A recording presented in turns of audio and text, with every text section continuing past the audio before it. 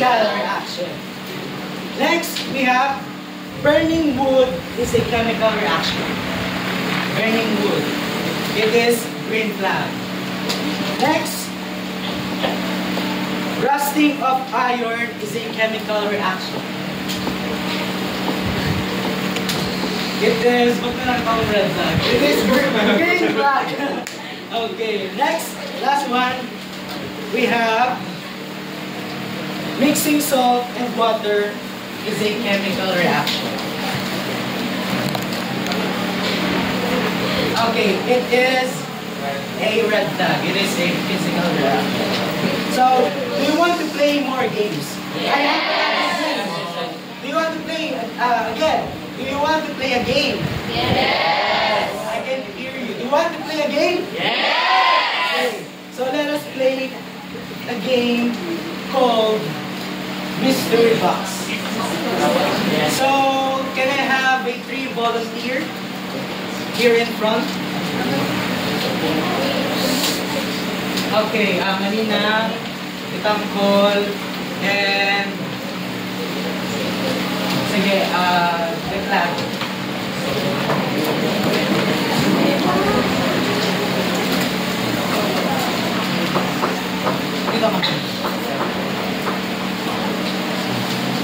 So the direction of our activity is identify the object inside the box. Using your sense of touch, kasi mapasok yung identify the object inside the mystery box. So the blue box. Naka-tablet din kasi ako. Or Bilaya niya ako kasi honor yung tablet ko. Nakita niya ako. So bumili siya. Honor. Identify the object. Ayoko kasi yung nakamonoto. Ayoko kasi yung kumagal. Okay na? Oh. Pwede mo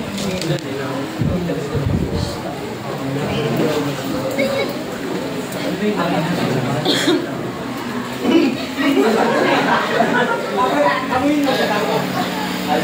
Para ma-identify mo. Okay na? So, declaro what is inside the first box. There is a grain of rice. What about the second box? Egg. And the last box? Butter. So, declaro. I have a question. Do you think what is the nutrient found in rice? What do you think is the nutrient inside that we can find in rice? Yes? 1. Carbohydrates, correct. Wow, how about the egg? Manina. Proteins. Most of the egg or most of the nutrition inside the egg is protein. And what about the butter? Lipids or fatty acids. So thank you, Tangkol, Manina, and Declaro. So I have here a follow-up question. So butter are carbohydrates, protein, and lipids. Is an example of what molecules? Or what essential molecules of carbohydrates, proteins, and lipids, including nucleic acid, is necessary for life? What is that molecule? Sige, Martin. Biomolecules. And with that, our topic today is all about biomolecules. Bio means life. Molecules is yung small particles. So, before we begin in our lesson, let's have first our objective. So, group 1, please read the bullet number 1.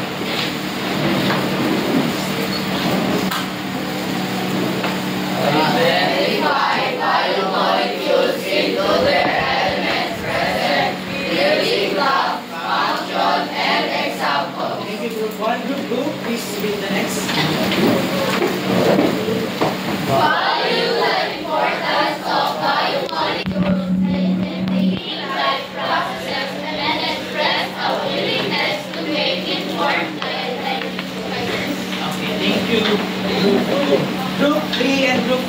read the last bullet.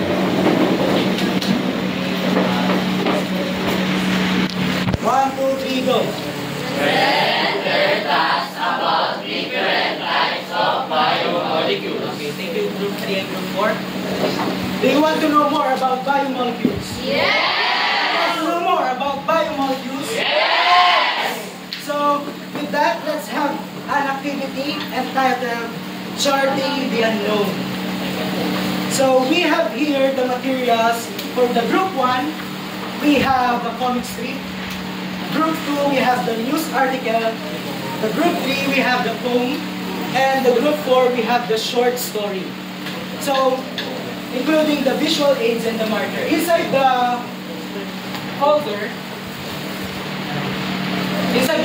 we can find your materials, including your, for example, sa Group 1, we have here the comic strip and also the marker and the visual aids.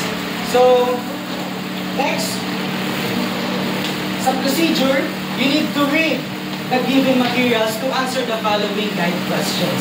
And then the answer is, syempre, lalagay nyo dito sa mismo visual aids. And next, we have, this is the example of the tables. We have the biomolecules. We need to identify the biomolecules, the elements, monomers, function, and then the examples. Next, we have the guide questions. Don't worry kasi yung guide questions nandito na din. What elements are present? What monomer? What is the function? And what is the examples of here? And here we have the rubric or the criteria for judging for your presentation. At the back of your folder, makikita nyo may rubrics din doon. So, makikita nyo doon, we have the cleanliness, behavior, time management, completeness, and completion of guide question, and combination of silence and educational voices. We have 5 for excellent, and so on. So, to begin with our activity, so, pakitabi na lahat ng gamit. So, yes. Pakikilid na lang.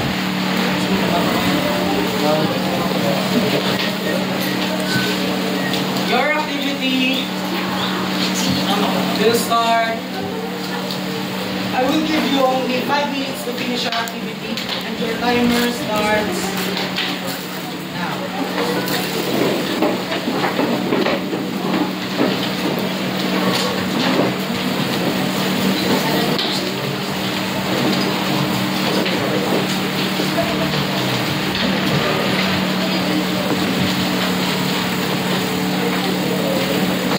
Kunin ko lang po yung comic strip nito. Yung comic strip. Ano yung comic strip? Group 1 po. Naiwan ko po yung May isa ganitong doon. copy sila. Yung ganito. Meron. Kapalit mo. Meron po. Sabi ko, yung ano, English integration ng ano namin pag ngayon. Kay Sir Matt, dun sa kay Sir Pilati. Nakita ko na rin yung Matt doon.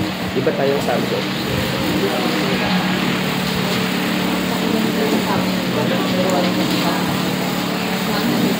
Okay, 4 minutes. Masyado na madami.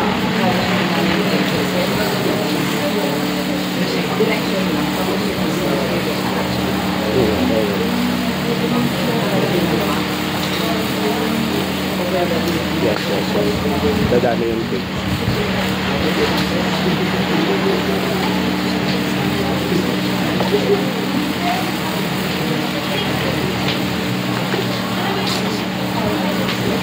Wala nga itong practice. On the spot daw eh. Pati kayo bilang daw, wala kang practice yun. Wala mo practice. Dito mo nagpa-practice ang tanong. If you are finished, Tagal na kayo the group nagpa-practice ng will clap 4D. their hands. How many times, sir? 5 times.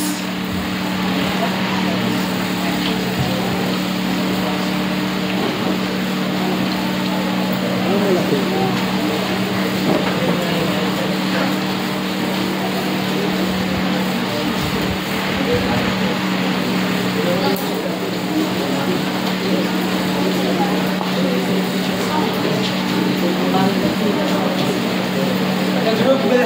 one representative to present their work. Okay? Malaki pa daw yung fish. Ngayon ko lang nakita yung mga gamit.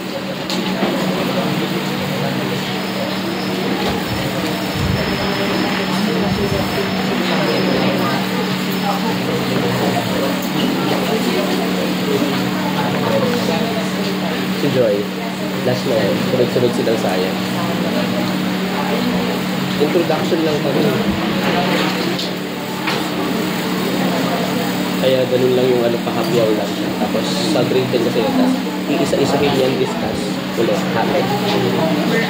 Last ano to eh, last module namin sa 4th quarter.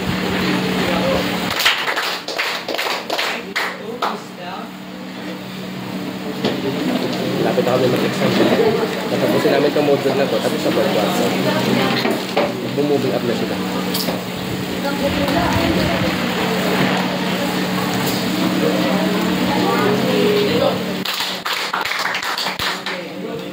Hindi ko section. Tuwa nga sila, Trina. Siya naman lang napili. Kasi naging section yung mga nagdedemo lang. Ayaw lang magdedemo sa section 1. Alam mo na ma-expect mo doon magagaling lang. 1 minute pa naman.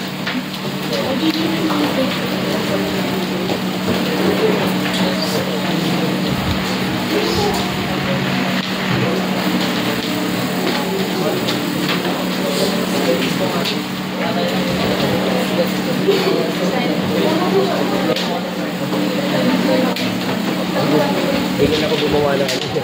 Hindi na ako gumawa ng lesson. 1 minute. Mapagod tingnan.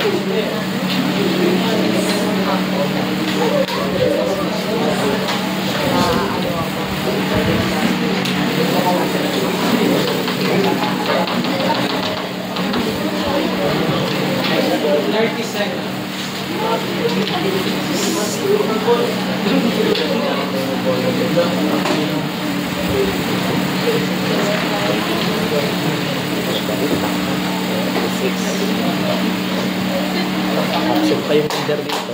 May sakit ka hapon. Again, group number 4.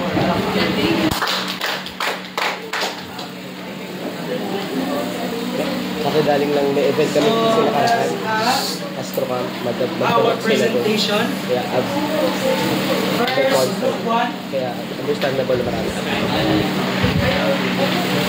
Present your work in 2 minutes. The timer starts now.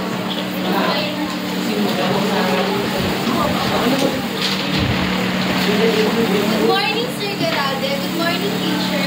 Our group 1. We are group 1 and we are tasked to find the element present on a function and example in carbohydrates. In element present, we have carbon, hydrogen, and oxygen. In monomer, we have simple sugar, and its function is big energy source. And their examples are bread, pasta, and cheese. That's all. Okay, thank you, group number 1. Give them 5 claps. Okay, let me on. Again, 5 claps. Group number 2. Bigyan ako ng out. Wow, goals pala. Timer starts now. A pleasant morning to everyone. Today we're gonna present our It's about protein. The elements present in protein is carbon, hydrogen, oxygen, nitrogen, and sulfur. The monomers are amino acids, and its function is milk, enzymes, antibodies. And the examples are meat, eggs, and beans. That's all. Thank you, group number 2. So give them another 5 claps. Again, 5 claps. Okay, group 3. Proceed.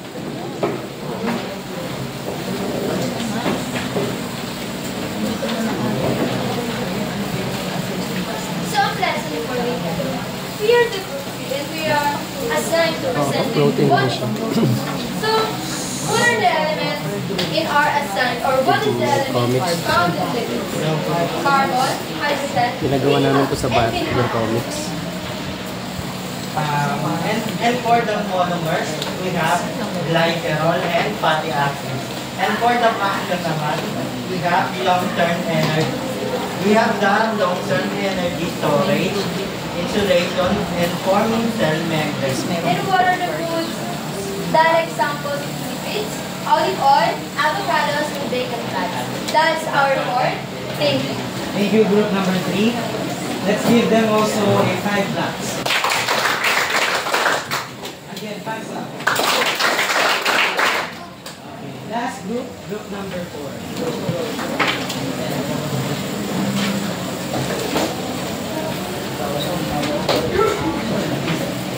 Good morning to you all. Good morning to you all. Greetings to all of you, especially to our visitors. Today, Dun group sa 4 Insta. presents nucleic acid. What exactly are the elements present in nucleic acid? We have hydrogen. Ito yung group 1, group 2. Hindi lang nila ilagay, pero nandun sa PowerPoint kanina. Group 1, group 2. Function, stores or genetic storage. The examples are DNA and RNA. That's all they are. Okay, thank you, group number 4. Let's give them a 5 laps. So let us now check if your answers are correct. But before that, let's have your score. For the group 1, they got 25 over 25. Okay, give them 1 clap. Okay. For group 2, we have 25 over 25. Give them another 1 clap. For the group 3, Yung nag-drawing yung we umabsent, have may sakit. also 25 over 25. Give them Sabi ko kung hindi ka marunong mag-drawing, clap. drawing mo sa bata, may magaling tayo. The last group, group number 4, they got also 25 over 25. Give them 25 points. So, to check your work, if your answers are correct, here are some examples or the graph or the table that summarize your answers. So the first we have the biomolecules, which is the carbohydrates, elements C, H, O, or the carbon, hydrogen, and oxygen. And the monomer is monosaccharides. We all know that the example of carbohydrates is the starchy foods. For example, bread, fries, and so on. Next, we have the protein. Paki-check yung word nyo. Okay. Next is protein. We have carbon, hydrogen, oxygen, nitrogen, and often sulfur. And the monomer is amino acids. And the example of food that rich in protein is chicken. And also is red meat. Next, the third one, we have lipids. The elements are present. We have the carbon, hydrogen, and the oxygen. The monomer is glycerol and fatty acid. Examples of the food that rich in lipids is avocados and salmon. Next, the last, we have the nucleic acid. The elements present are carbon, hydrogen, oxygen, nitrogen, and phosphorus. And the monomer is nucleotides. And as we all know, the example of nucleic acid is DNA and RNA. So I have here a scenario. I have here a scenario. And please read everyone. Everyone, please read 1, 2, 3, go. Again, 1, 2, 3, go.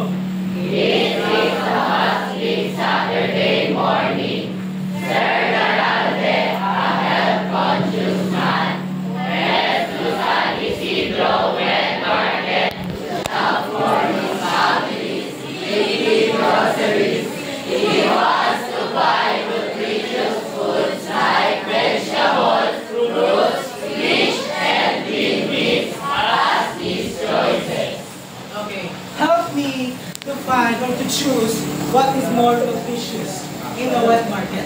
So I have here,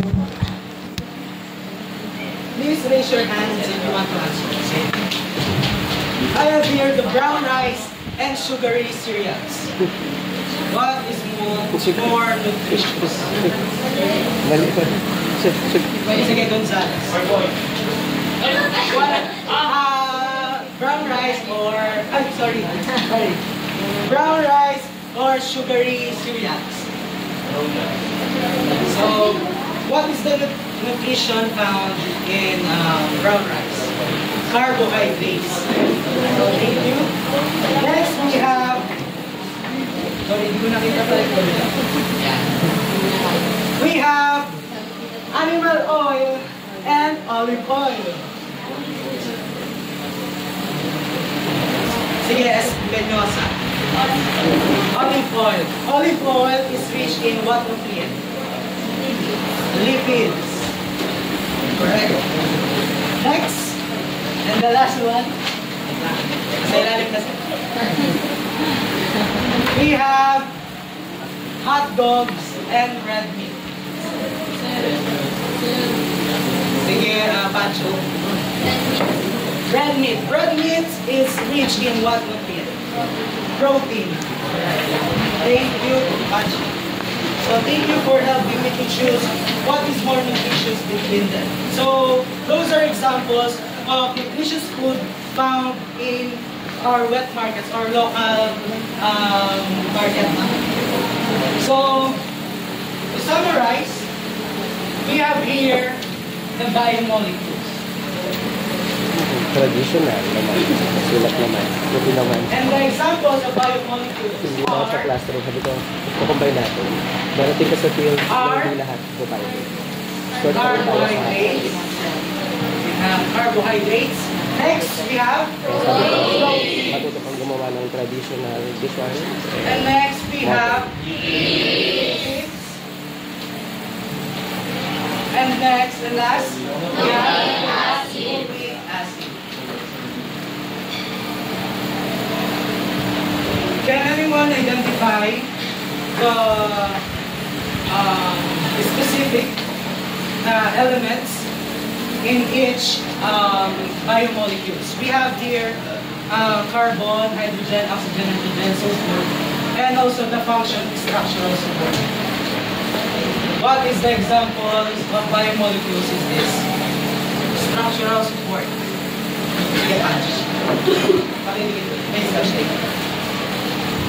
Next, we have the primary source of energy that present, the elements present are carbon, hydrogen, and oxygen.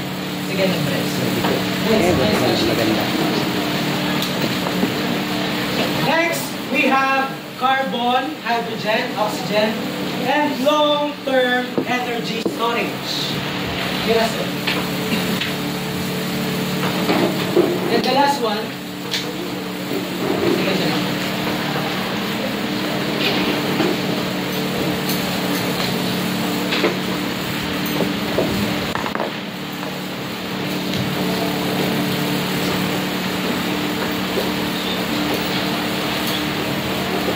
Okay, thank you, everyone.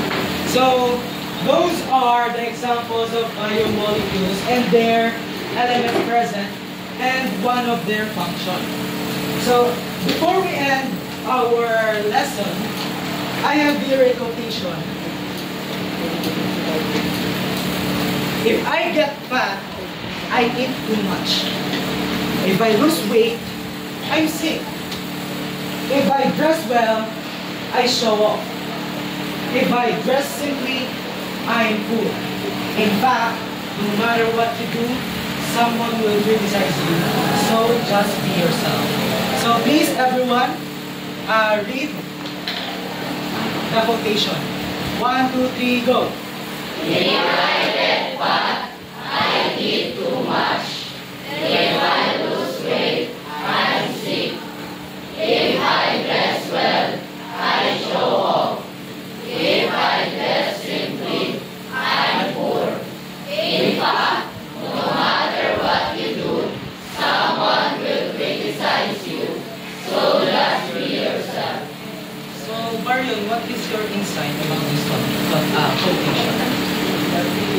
My insight in quote is that everything we do to one is good, but there's always someone who are judging us. So you really just have to ignore their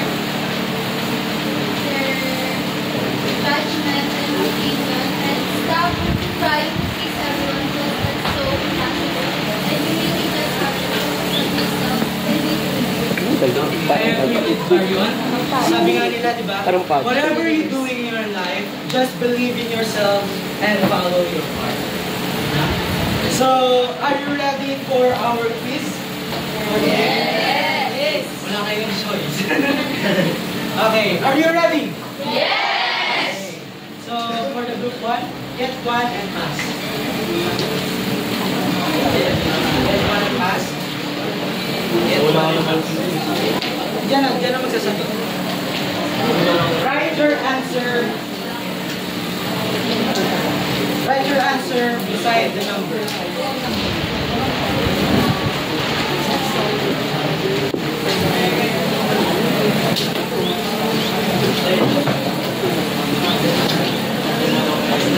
Okay. Start your answering. 5, 4, 3, 2, and 1.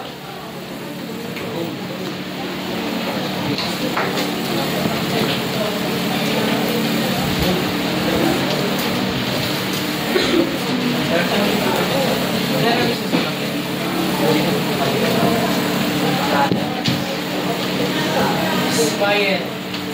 Yung sobra ko. Ano bang dinakakuha ng papel?